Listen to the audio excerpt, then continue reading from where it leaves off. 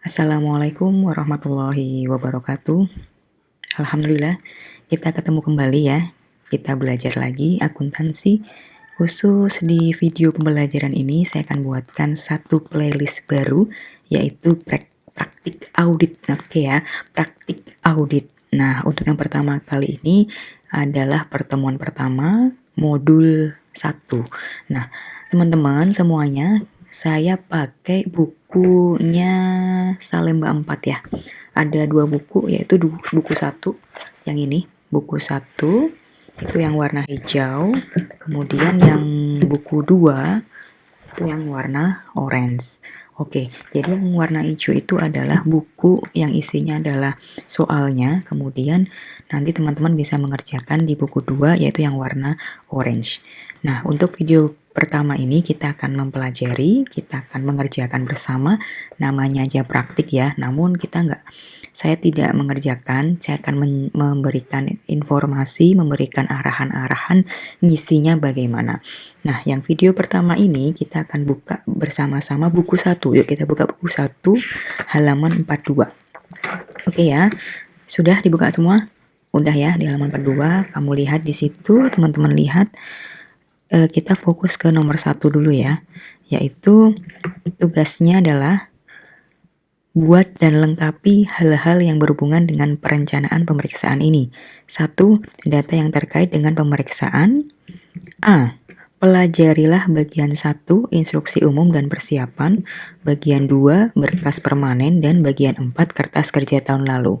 Jadi sebelum mengerjakan buku 2 yang warna oranye, sebaiknya teman-teman sudah membaca bagian 1, bagian 2, dan bagian 4. Lalu, agendanya di video ini adalah yang kedua, apa itu?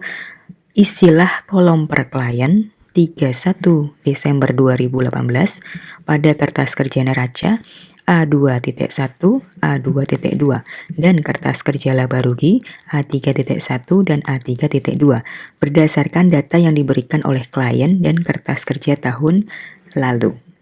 Berdasarkan, ada kata berdasarkan, maka harus baca dahulu. Oke, nah ini soalnya ada di buku 1 kan, maka untuk kertas kerjanya ada di buku 2. Teman-teman lihat di buku 2 yang buku orange halaman 2. Nah, untuk halaman 2 itu akan tampilannya seperti ini ya, tampilannya seperti ini. Namun di halaman 2 itu yang terisi hanya kolom per audit 31 Desember 2017. Lalu bagaimana cara mengisi untuk WPRF-nya, kemudian per klien, pare, sama per audit 31 Desember 2018. Oke, satu persatu dulu ya. Untuk yang halaman 2 nih, WPRF. WP itu artinya working paper referensi. Untuk WPRF ini silahkan teman-teman lihat kode-kodenya di buku 1 halaman 3 sampai 4. Yuk kita buka bareng-bareng kode buku 1 halaman 3 sampai 4. Di sana tertulis apa aja? Saya bacakan ya, di sana adalah kertas kerja pemeriksaan tahun berjalan. Sewaktu Anda memulai pemeriksaan, persiapkan kertas kerja pemeriksaan tahun berjalan pada buku 2. Secara umum, setiap kertas kerja pemeriksaan harus didukung dengan standar tick mark yang memperlihatkan hubungan dengan bukti pemeriksaan. Ini kebetulan adalah working paper. Nah, tugas teman-teman adalah mengisi kode-kodenya. Kode-kodenya ada di buku 1 halaman 3 sampai 4. Di sana ada daftar untuk kertas kerja pemeriksaan pada PT Sugus. Ada A1, laporan audit, A2, kertas kerja neraca, A3, kertas kerja laba rugi, WPL, dan seterusnya. Dan kebetulan yang kas dan setara kas ini ada di halaman 4, yaitu ada C.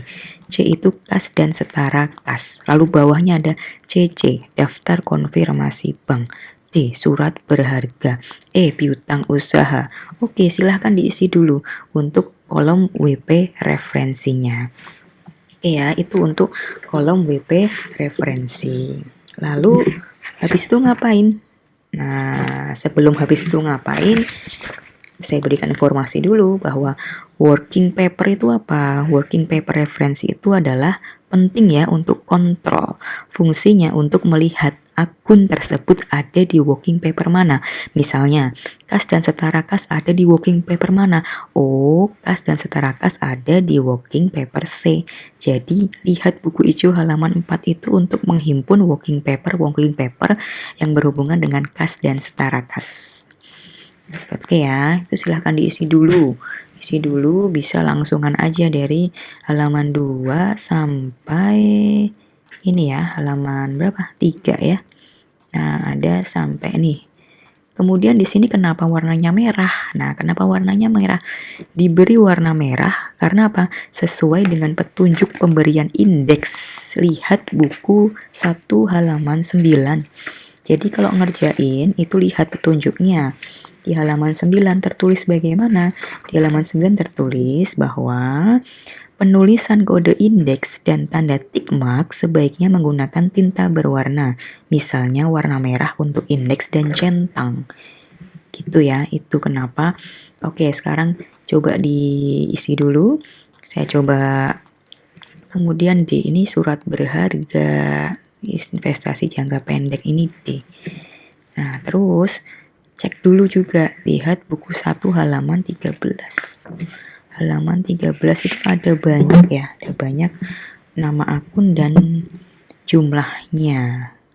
Namun di sana pasti teman-teman tahu kejanggalannya, tahu yang berbeda maksudnya, bahwa di halaman 13 itu tertulis deposito berjangka 1 miliar, kemudian investasi pada saham 200 juta. Oh, berarti nanti pada saat mengisi per klien tahun 2018, akhir tahun 2018, ini yang investasi jangka pendek ini dijumlahkan dari mana?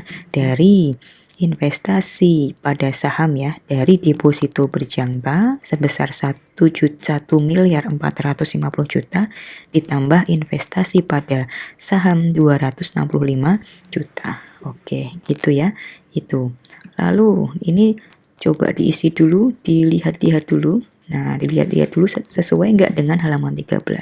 Lalu jangan lupa ya untuk melakukan tick mark ya, untuk melakukan tick mark itu apa? Salah satu jenis tick mark itu yang ini namanya footing verified.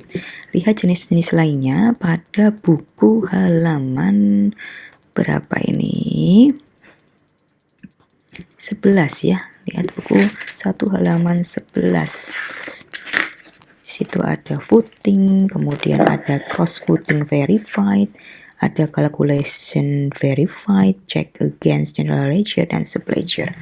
Oke, itu. Oke, itu fungsinya untuk apa? Untuk menambahkan atau mengurangkan secara vertikal. Itu kalau footing verified. Kalau cross footing verified itu secara horizontal, jadi sebelah kanan. Nah, itu kemudian diisi dulu yang kolom per audit 31 Desember 2017 sampai bawah ya. Sampai bawah. Nah, oke ya. Sampai bawah ini udah sama aktiva. Sama dengan pasiva. Nah, pasiva itu terdiri dari total kewajiban dan ekuitas pemegang saham semua. Oke, setelah itu ngapain? Diisi per kliennya. Per kliennya ini juga diisi sesuai dengan apa yang tertulis di buku 1 halaman 13. Kecuali untuk yang investasi jangka pendek, karena tadi ternyata 1,2 miliar itu terdiri dari 1M deposito berjangka dan investasi pada saham. Maka yang ini juga terdiri dari 2. Oke. Dah ya, kalau sudah gitu aja. Untuk yang pare dikosongi. Kenapa pare dikosongi? Nah, pare ini bisa dilihat ya. Pare itu adalah propose and adjustment entry. Itu jangan diisi dulu karena kita belum audit. Kita belum tahu berapa yang kita adjust. Untuk tahu berapa batas yang di-adjust, maka bisa baca buku yang hijau dulu. Toh yang halaman 42, sebentar saya bukakan lagi halaman 42, itu juga tertulis yang poin C ya. Untuk kolom pare akan diisi setelah menyelesaikan pemeriksaan pada modul berikutnya. Oke, maka untuk yang halaman 42 itu yang diisi hanya working paper F, dan per klien 31 Desember 2018. Oh ya, jangan lupa ini diisi ya, dibuat oleh siapa, ini bisa diisi dengan namamu, bukan Lita. Karena di buku hijau tertulis bagaimana, bisa digantikan oleh nama mahasiswa. Kemudian diperiksa oleh Dimjati. Dimjati ini sebagai manajer. Oke, gitu dulu ya. Maka kita untuk video ini kita tuntas untuk mengerjakan working paper ya, mengerjakan yang A2.1 dan A2.2. Oke, ini silahkan dilihat dulu isinya. Ya, dilihat dulu isinya. Oke ya. Oke, bisa dilihat. Nah, silahkan di screenshot kalau misalnya mau disalin betulan. Tapi saran saya jangan hanya nyalin, tapi benar-benar lihat halaman 13, kemudian dicek, di voting juga. Untuk apa? Untuk ngecek apakah yang ini tuh benar-benar 2 miliar sekian, yang ini tuh benar-benar 6 miliar sekian, ini juga benar-benar berapa. Oke ya. Dan jangan lupa nanti pastikan harta sama dengan utang plus modal dan benar-benar dihitung ya, dihitung apakah harta itu sama dengan utang plus modal. Walaupun di sini sudah tertulis ya 15 miliar sekian itu sama dengan 15 miliar sekian. Namun yang namanya auditor harus benar-benar teliti. Dicek betul apakah benar-benar sudah sama. Jangan-jangan tulisannya sama namun perhitungannya berbeda. Oke, gitu dulu teman-teman semuanya. Nanti kita akan lanjut di video pembelajaran selanjutnya untuk membahas yang soal A31 dan A32. Terima kasih. Wassalamualaikum warahmatullahi wabarakatuh.